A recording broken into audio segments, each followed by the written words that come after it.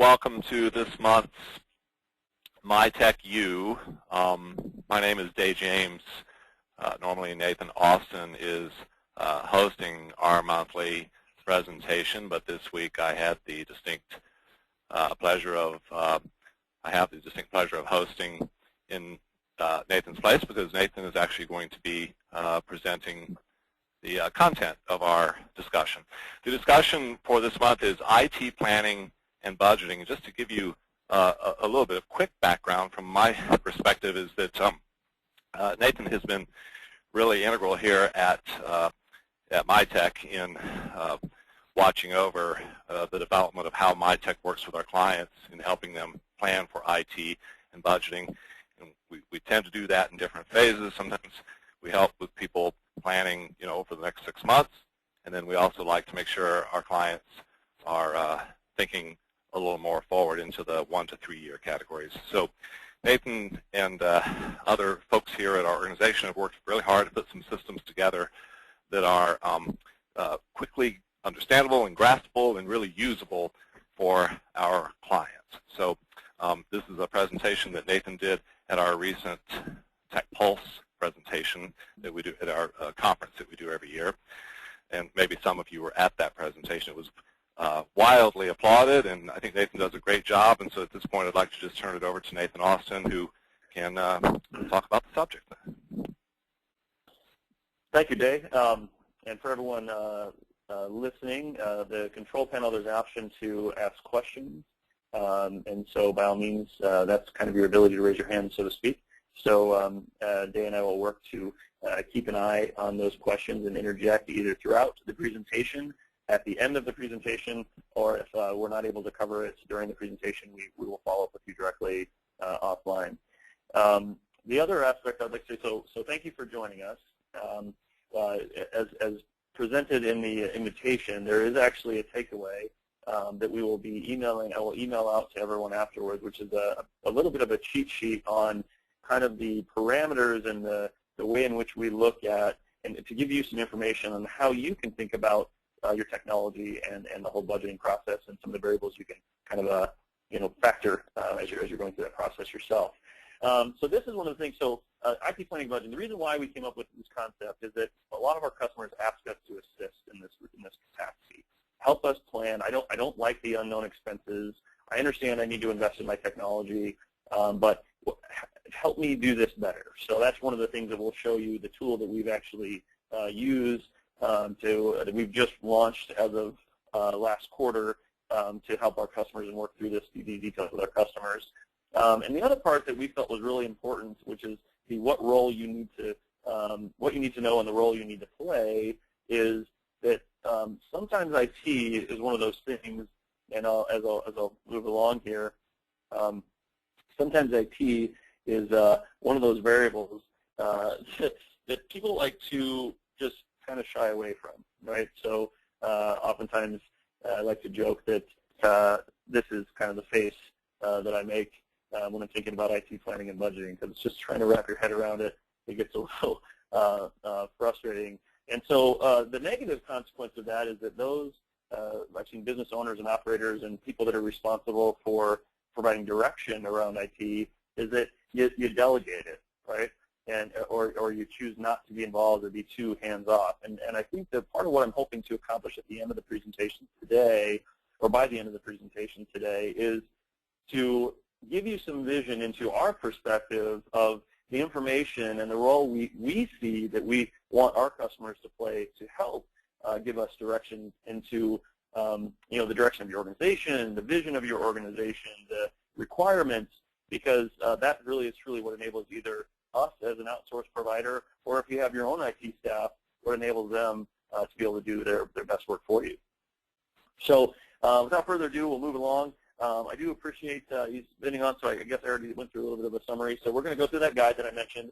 I'll show you that, and I'll also email that afterwards, but we'll bring it up on the screen for everyone watching at the moment. We're going to go through this tool. I'll show you, we'll kind of get out of the presentation again, and we'll go through some of the tool and how we go through some budgeting. I don't want to spend too much time on it from a standpoint of, because I don't want to make the presentation about the tool, but I just want to give you an idea of how you can interact, and kind of you can even replicate that in some instances on a spreadsheet. And then finally, the role you need to play, as I mentioned. So without further ado, I'm going to refer to your infrastructure guide here, and I'll pull this up, and this is the document to which I'm referring. So if you actually look, I want to start with, here's a quick way that you can do some budgeting and planning, right? So what we've done internally at Mytech is we've said, all right, there's all these different types of assets. Let's start with servers. There's all these variables that say, well, what are the things that we want from servers, at least from an understanding and a planning perspective, and how it relates to our ability to support you or anybody to support you, whether it's us or your internal staff or some other provider down the road, is that let's look at some basic things, and I'll compare the top three in particular around the server. So for us, we want servers that are of a major manufacturer, right? And what that means is that all the components are tested, they're validated, there's a wide array of support that's available for them. So if we run into problems, we could go to a Dell or to an IBM if we needed to. The technology that's built into them, there's also peripheral technology that allows us to alert and monitor on those things, right? So as far as when you're planning, we want to invest in industry standard technology because it's not just the equipment itself that operates well, but it's all the peripheral and supporting components, as mentioned here on the sheet, like the IMM, ILO, and DRAC. Those are just different technologies that enable us to interact with the servers at a management and a support level. So just to kind of show that that's more of a planning than a budgeting per se, but just to know that this gives you an idea of here's the reason why we always recommend a major manufacturer as opposed to building up our what we call a white box machine. So let's go to the next variable, because again all this starts building the case for how you plan and budget. Let's look at the age of a server. So all equipment basically has an expected lifespan of somewhere between 3 and 5 years, or 36 and 60 months, as we have noted on the sheet here. Equipment's going to fail. So after that, there are moving parts inside of these servers, and as you get beyond 3 years and approach the 5-year mark and beyond, you have an increasing probability that you're going to have some sort of a hardware failure. Okay, so when you're planning and you're thinking about, all right, we just bought a server last month, let's say, what should I be doing? Not that you need to necessarily, obviously, sometimes once you buy a server, you don't want to think about the next time you buy a server, but from a budgeting perspective, you can at least throw out, and we'll show you this in the next section, you can at least throw out dollars, or at least in a concept that somewhere around 3 years from now, we need to at least have a conversation, and somewhere in the next 3 to 5 years, we should be allocating dollars as an earmark towards lifecycle management of replacing that physical piece of equipment. And again, there's lots of variables that can contribute to needing to replace the server, but when you specifically talk about age, you can definitely say, somewhere between 36 and 60 months is the earmark, depending on how your organization, is growing or the resources are being utilized. So, Dave, as you're listening in, Dave, please interject. Is that making sense? Do you have any questions around that? Kind of using Dave as the audience here. One thing I wanted to add, Nathan, and I'll just add this as for those of you who don't know, my role during the day is I am a senior level business executive, a lot of fancy words for I'm an account manager. And so something that as an account manager, something I've observed is what's the one thing that we and all of our clients have in common? We're human beings, and it's very typical for, I see it all the time, people will say to me during one of our quarterly business reviews, for example, they'll be like, well, I don't know, why do we need to talk about this? We just bought our server like last month. I'm exaggerating a little bit to demonstrate a point. And then we'll take a look at when we actually did install a server, for example, and it actually would be like 2.9 years ago. So because we're all human beings, we kind of lose track of time. I'm sure we understand that. So I think, Nathan, one of the goals of the tools that you're talking about is to kind of help keep important things on everybody's radar. Right, absolutely. And these are just and what what we're talking about here, and some people listening in, especially if you're more technical, this is not an exhaustive list, by the way. This sheet is just a quick highlight just to kind of illustrate some key points around keeping those variables top of mind, right? Or at least making sure that you're checking in on them on a periodic basis as they do change over time. And it's a baseline, right, Nathan? I mean, it's meant to be, every company has different variables. Every company has different line of business applications.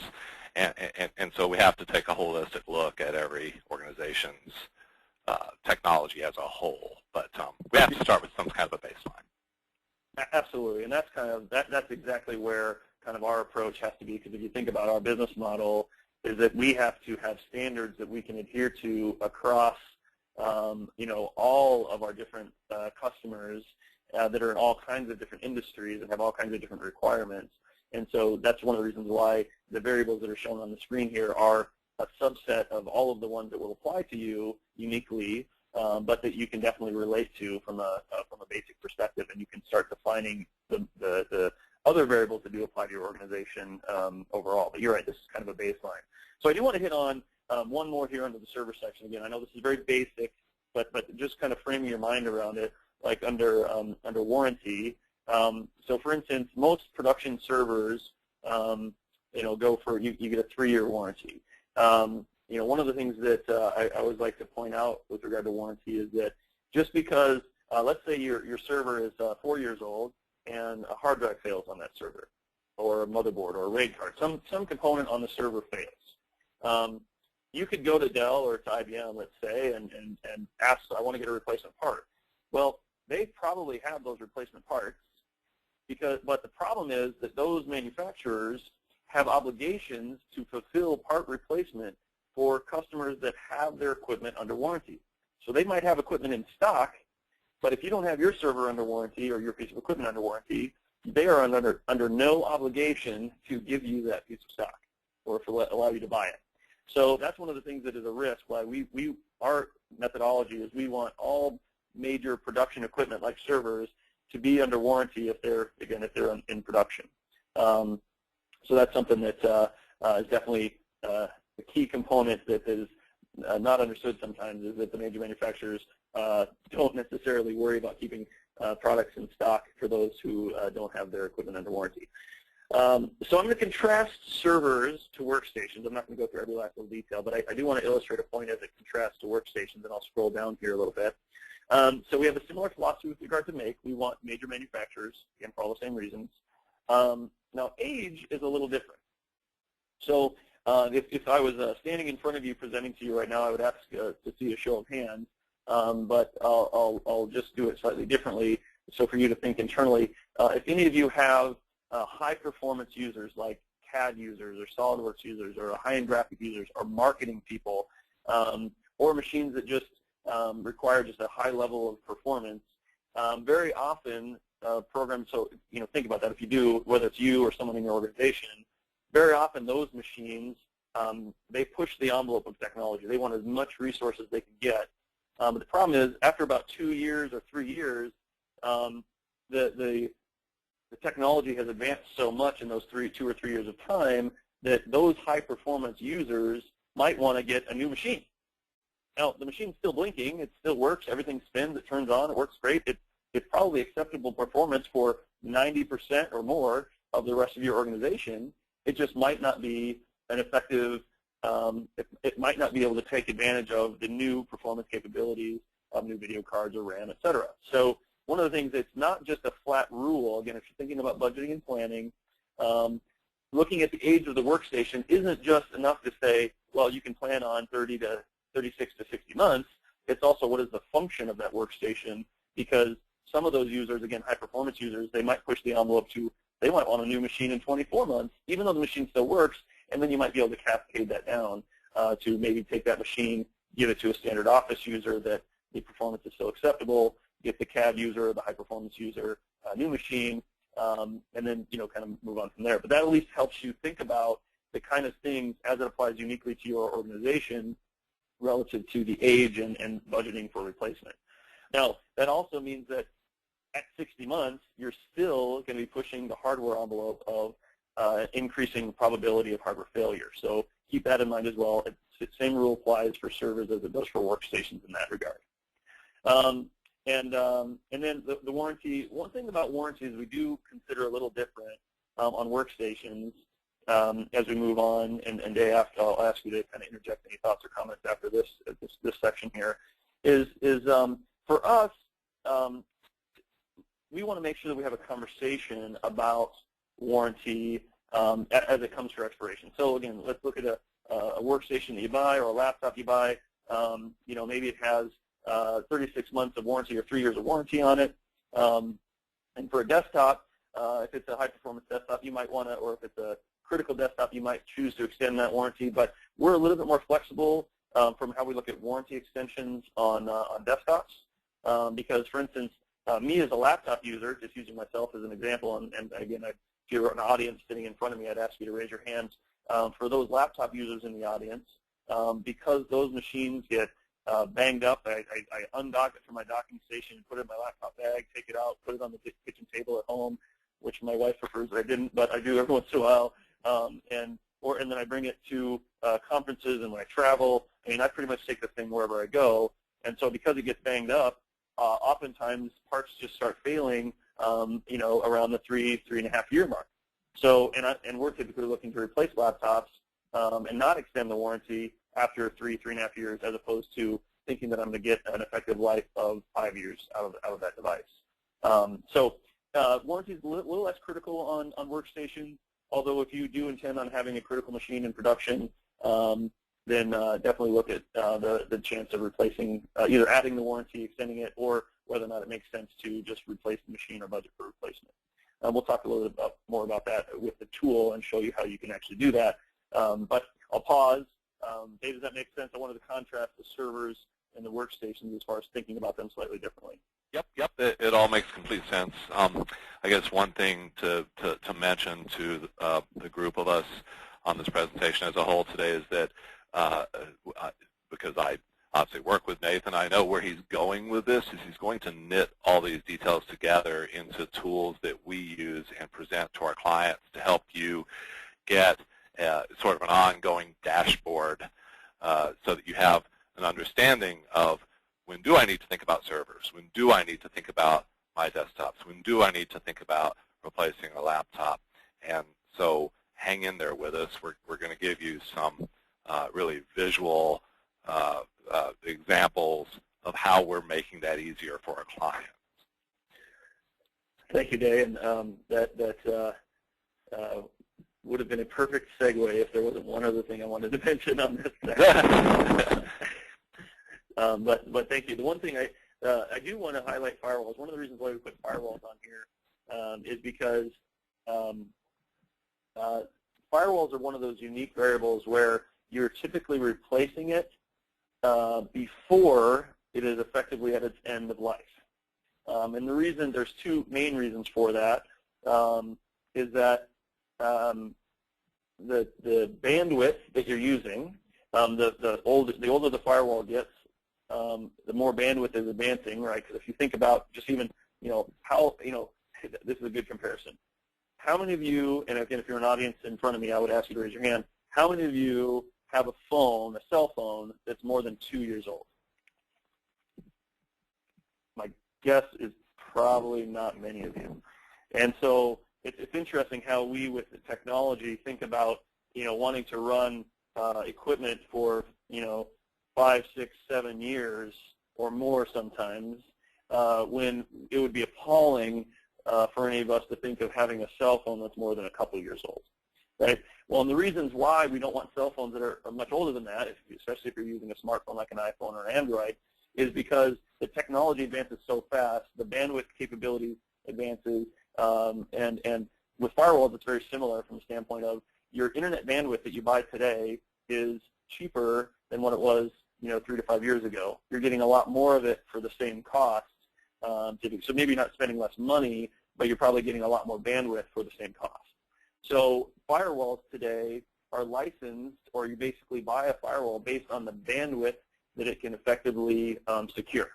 So if you have 100 an internet connection, and I'm going to be generic about this for those technical folks, so don't criticize me too harshly here. But if you have an internet connection that, say, has a unit speed of 100, and your firewall can only secure a unit speed of 50, well, you're paying for more internet than your firewall is able to effectively process, right? So you really want a firewall that if you have an internet speed of 100, and you should get a firewall that probably has 2 to 3x that performance, so be able to do 2 to 300, because over the next few years, your bandwidth is most likely going to increase over time, and so that way your firewall can keep ahead of that curve, right? Otherwise, if you buy a firewall today that can only do the bandwidth that you have today, when Comcast or CenturyLink or whomever your internet provider is, Integra, et cetera, comes out with a faster connection for the same cost, you're also going to be faced with replacing your firewall. Otherwise, you've lost that kind of investment. So the other thing about firewalls that I want to make sure that is clear is that security threats evolve and advance so quickly, right? So firewalls are designed to be somewhat future-proof in the fact that they can be updated and kept current, just like your antivirus has to be updated and kept current. Firewalls need to have all of the horsepower and the capabilities to protect you against the threats that exist out there and the future threats that are going to exist out there.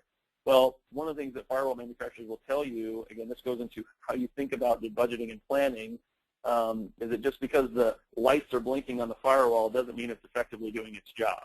But from that planning perspective is that security vendors and security manufacturers try and forecast the horsepower and the throughput that they're going to need to be able to protect you against that threat of tomorrow, but they can't exactly predict what impact that's going to have on the firewall. So there might be a new threat that comes out tomorrow that causes that firewall to need an additional 50% of horsepower, or more likely 5% of horsepower, let's say, that now instead of getting a 300 throughput, you're only getting 290, or 270. So over time, as those threats come out, the horsepower that firewall has to process the security gets less and less.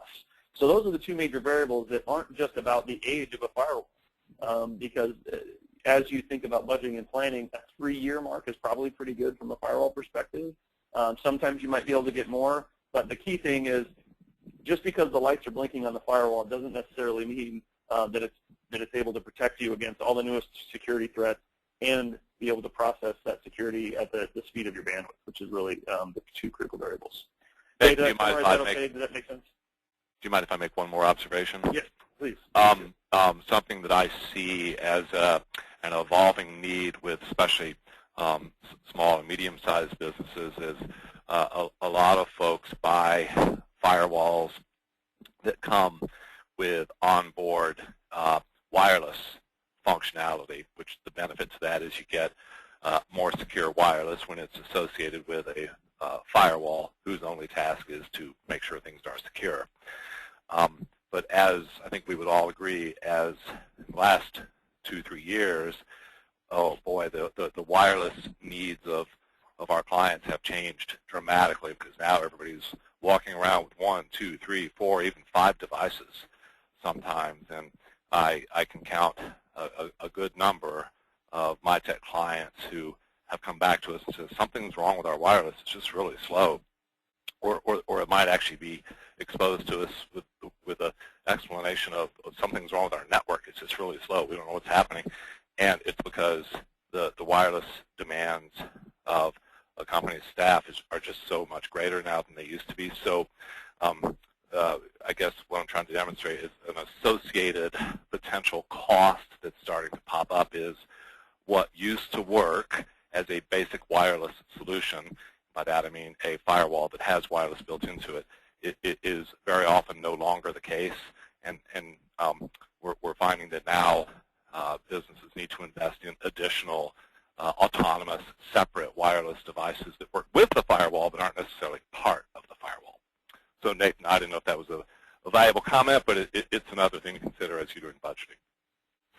Absolutely, and really what that illustrates is that wireless is another one of those technologies that is changing very rapidly, and the proliferation of wireless enabled devices laptops, tablets, smartphones, second laptops or second tablets, et cetera, is definitely putting pressure on that technology.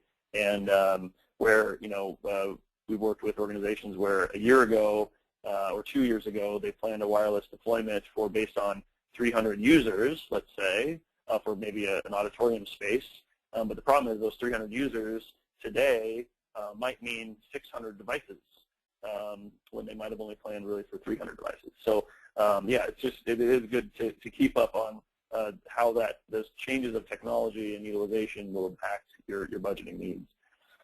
So to keep things moving along here, just going back to the slide deck, if I had a handout to everyone here, I would have not gone away from the slide deck, so I kind of quickly went through those points. We highlighted servers, workstations, and firewalls.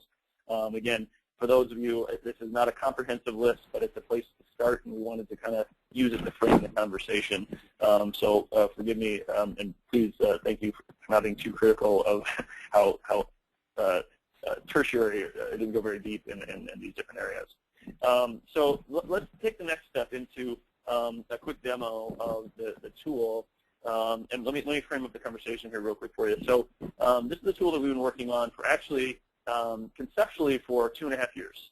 It's something that we've been trying to figure out a way to enable our team to work with our customers in a way that made sure that we kept the things that changed over time, kind of like what Day illustrated in the past, like I just bought that server, and realistically it was 3 years ago that you bought that server, is making sure that we keep those things top of mind to get that stuff out of the way as quick as possible, get the planning and budgeting kind of pieces and the critical pieces out of the way so that we can really have the conversations we want to have about what direction are you taking your organization, what does your technology need to do to support that, what initiatives do you have coming in the coming years, what are your growth plans, what's your vision, those kind of things that really help us stand beside you with your technology to enable your objectives. So the profile of the company we're going to show, just to keep it simple, has 2 servers. One is 4 years old and the other is a year old. We're going to look at 20 workstations, 15 desktops and 5 laptops, and they have purchased 4 of them per year. I did that for simplicity's sake of the demo, but I know that's not necessarily exactly how everyone buys their equipment. And this is a single location with a single firewall. All right? So let me escape out of the presentation, and I'll pull up the our tool, which is kind of a planning and budgeting. I noticed it's ABC Test Company. So at a glance, this is the primary dashboard. You can see that, all right, this organization has 20 workstations, 1 firewall, and 2 servers that I mentioned. At a glance, we see that 3 of the devices of the computers are in the red, 8 of them are in the yellow, and 9 of them are blue. Blue's good. We call this our blue standard. This is our blue review tool. We want to be able to have our blue reviews with you as customers, and again, you can also do this on your own on an Excel spreadsheet to some degree if you're just trying to do some planning and get some tips around doing your own budgeting and planning. But this is our tool, how we choose to engage with our customers. So we can kind of see at a glance, if I'm sitting down having a conversation with you, I can see, all right, we've got 3 things we need to talk about because we see 3 things in the red. Right? We've got 8 things in the yellow. Let's make sure we're aware of what those are, and then we can have a conversation about them if we need to. And the other 9 workstations, 1 firewall, and 2 servers, we don't really need to do anything with because they're in the blue. We know they're in an acceptable state. We're fine. So let's dig in here a little bit.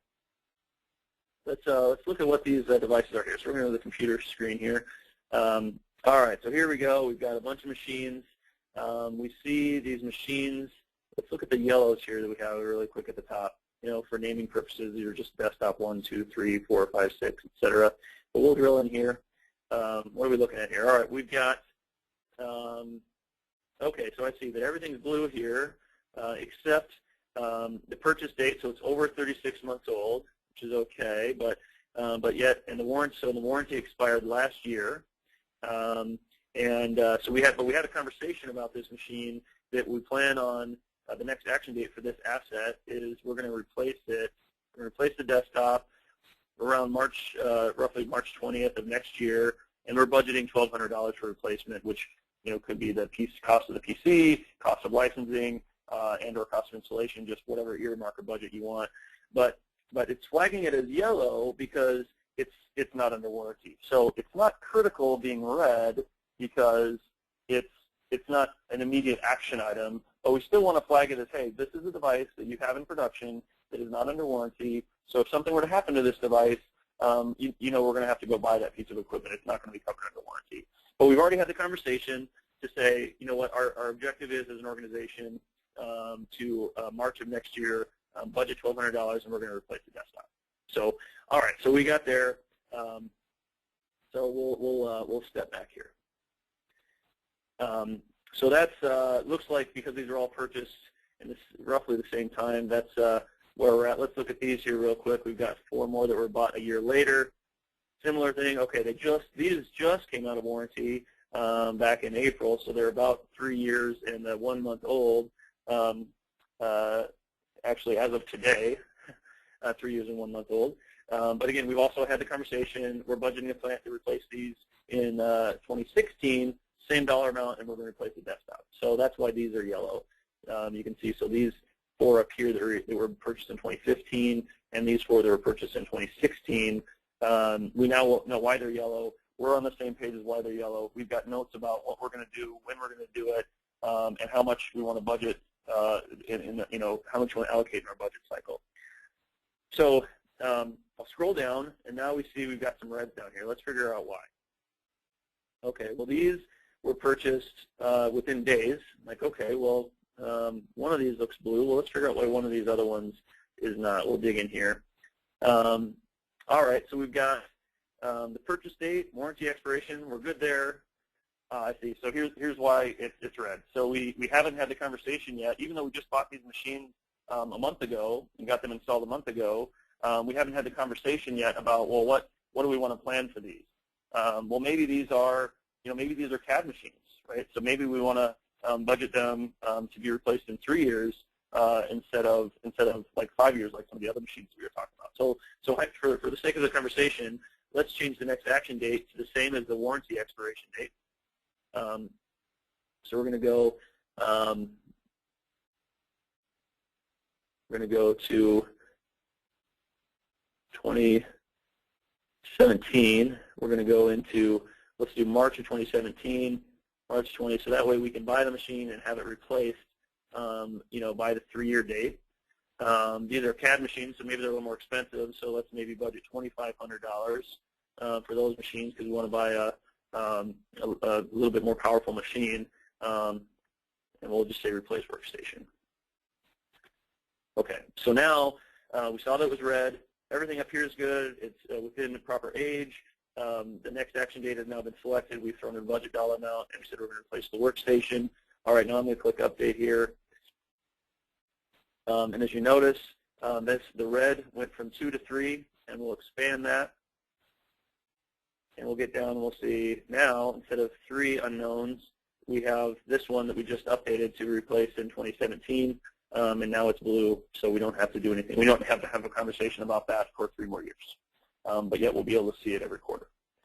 So Dave, is that making sense so far? Is that any questions that you might be able to interject or ask? And I'll check the audience to see if there's any questions that have come through. Yeah, pardon me. No, I think that's fantastic, Nathan. I can tell you as one of my responsibilities is to present this tool to Mytech clients. The reaction that I generally get is, oh, this is something I've been looking for, particularly when we talk to folks who are maybe not knee-deep in the IT.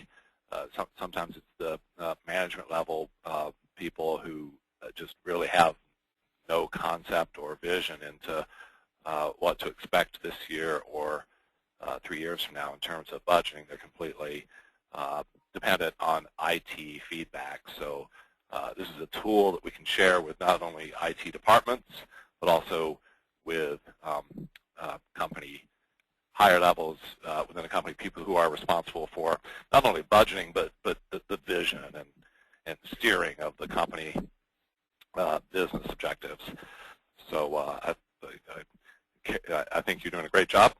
Show us what's next.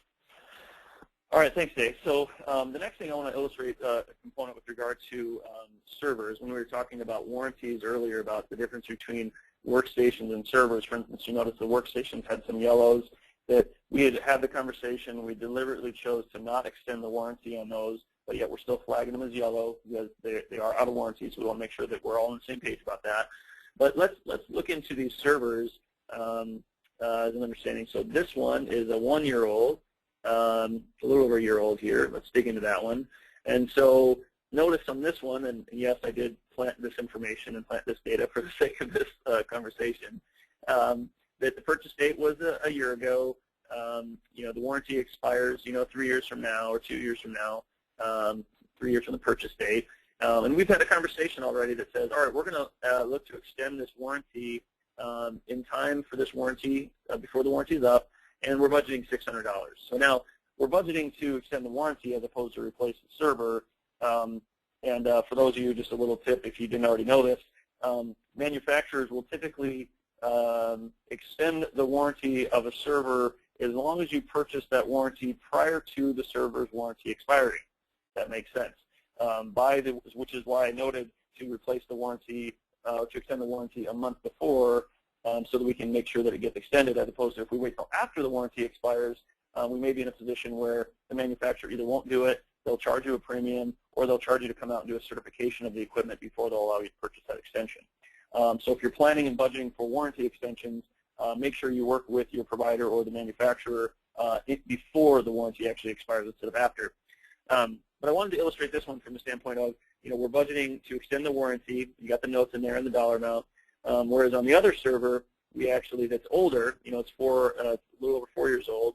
So it's going to be 5 years old next year. We're budgeting to invest in replacement a month before the 5-year mark, before the warranty expires, and we're budgeting $10,000 to replace the physical server. So just to contrast that, the next action date doesn't have to be just replacing the physical piece of equipment. It can be extending the warranty. This also applies to software licensing. So for instance, if you have a Microsoft annuity program, you can throw in the budget dollars for the annual payment on that. If you have other software subscriptions, Citrix or your line of business application, or your firewall subscription services, you can budget those dollars in there as well, as far as allocating for annual expenses or semi-annual expenses, or whatever the rate or the frequency of those the expenses come up. But you can start putting all your different assets in here. You have a predictable cost or an expected cost, and you can throw it into the equation. And so wanted to illustrate a couple of those points. So now, okay, great. So we've done all this data entry. We've reviewed all this information. We've got a couple of reps still. I'm going to leave there for the sake of the conversation. This is kind of the asset list, right? Well, now we're going to flip over to the budget tab. We're going to say, all right, well, let's look at the budget. Because we've filled all this information out and we put the next action date and the next action dollar amount, we can actually go in here and say, all right, for Q1 of 2015, we've budgeted $15,600. Well, what is that comprised of? Well, here we go. We've got the physical server. Yep, we budgeted to replace that. 3 workstations and a laptop, all to be replaced. And notice we've got different dollar amounts associated with the laptop versus the desktop. Let's go out here to maybe Q1 2017. What does that look like? Okay, so we're going to replace these desktops that are 2 years old. But in this one, this CAD workstation that we talked about, that we're budgeting a little bit more to replace. So now we can see, potentially 1, 2, 3, even as many as 5 years out, all the way down to 2019. We can see there's one computer that we have noted that we want to replace 5 years from now. Now, granted, this is a tool to help estimate, and these are some things, and you can apply the same methodology internally in the organization by just making sure that you're tracking your assets and associating them with an appropriate next action date and assigning a dollar amount to it. Now, an Excel spreadsheet, you can do a lot of working on it to get it to calculate automatically like this, but this is something that we're doing to help track and get our customers data in front of them. So I'm going to move along because we are running behind, and I'll throw up some key points here. So Dave, I'll pause as I'm getting this prepped. Any thoughts, interjection, or comments before I move on real quick? Nope. I think what you've described is understandable and reasonable, and I would, given the fact that it looks like we are rapidly approaching our timelines, I would say let's come to a conclusion that makes sense for everybody. All right. So thanks, Dave. So I can throw up this picture one more time because again, now this is the ask. I'm going to say of you folks sitting here listening in. There is a role that you need to play, and I know sometimes that makes you say, I don't want to deal with this. But here's in summary. I'm going to keep it on kind of these slides here. We, as an IT organization serving customers, we really need you to provide, the vision and direction. What needs to be accomplished? We can design all kinds of technology solutions. We can make all kinds of recommendations. But if we don't understand the impact to your organization, what you're trying to accomplish, are you planning on tripling the size of your organization? Are you planning on acquisitions? Are you planning on opening up a new location, a new market, a new solution, a new software program? All those, or not. All of those variables are held in the people that own the vision and the direction of the organization.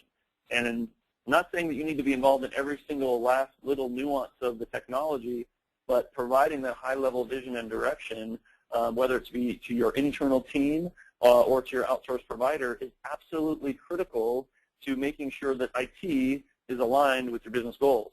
So that's something that, sometimes I'll sit down in front of customers and I'll start asking them, well, what are your business objectives? Well, what's the impact to your business if this doesn't happen? Why do you want to keep data on site for 30 days versus 60 days versus 7 years? Is there an impact? Do you have any regulations that apply to your organization that might require you to keep information for a certain period of time or to protect it in a certain way or to back it up off-site in a different way? Like, we need to make sure that we understand that level from you. What are the things that keep you up at night, right? Those are the key variables that we really need you, and I would encourage you to play and make sure that you communicate to your team so that they can carry out your vision and direction. I kind of talked about, again, the why and the impact, the business justification for this investment, and what are the ROI variables. Those are some things that you own. If anyone would like to have conversations after the fact, I would definitely suggest that I can talk about some of the different ROI calculations you might want to think about as it relates to backup, different ROI calculations as far as doing integration. There's questions that we ask and kind of a thought process that we walk you through to help you with that part of that type of information. You'll be getting a follow-up email from us with that worksheet, and we'd be happy to have additional conversation offline to assist in your individual budgeting and planning, to assist in understanding what are some of the ROI variables. And I'll give you one as an example. What I'm talking about is, for instance, when we talk to customers about a disaster recovery plan, people don't like spending money on backups sometimes because it's one of those things that a backup has zero ROI until the day you have to use it. Right? You spend a lot of money on a backup and disaster recovery plan that you hope you never have to use. So one of the ways that we look at this is we say, well, what is your cost? Take your high-level way of doing this. What's your annual revenue divided by the number of either days in the year or business days in the year, depending on your production schedule. Right? Ours would be business days of the year for the most part. And say annual revenue divided by number of business days per year, and that is your potential cost, at least one way to look at the potential cost of if you were down for a day. So looking at that number, that when we do calculations, a backup solution or backup strategy and disaster recovery strategy should cost you, not should, but it is likely to cost you, they can help recover you inside of a day, in less than a day, should cost you probably less than what being down for one day would be. Forgive me not being very articulate, but the 3-year investment cost of a DR plan, let's say if it's $10,000, it'd probably be more than that, but let's say it's $30,000, should be less than you being down for one business day. So if it costs you $40,000 to be down for one business day because of your production, the backup solution of $30,000 is inside of that dollar amount, but that is to mitigate against you being down for one day. So that, again, maybe I wasn't very articulate in that, but that's just a high-level calculation that is a good earmark for when we do and we work with customers on figuring those kind of plans out, which make the most sense for you from an ROI perspective. So, but those are things that you own. You own that data. So that's something that we have to get from you, and that was really the main point, is that those are questions we can ask of you to help walk us together down a path to make sure that we are providing the right recommendation that's aligned with your unique revenue, your unique impacts if there are outages that apply to your organization, and that is the key role. So in summary, I won't go through the slides because there's a lot more slides here that give it some of the details, and I can definitely email those slides out to everyone. But thank you for watching, and hopefully this gave you some tidbits and some information that you can use to bring and have some awareness around IT planning and budgeting, and the key role that you can play in IT, that we really want you and need you to play in IT to help us walk this difficult path and sometimes frustrating path together, especially when you consider this. So thank you very much. Any final questions or comments today? No, other than I really appreciate everybody attending today. Nathan, thank you for presenting this information, and I would additionally offer, if anybody would like to additionally chat about this, please feel free to get in touch with us. And this is what we do. We'd love to talk about it. All right, well, with that said, we'll sign off, and thank you all very much for participating, and we'll be following up with an email with the worksheet and the slide deck for your reference. Thank you very much, everyone, and have a great day.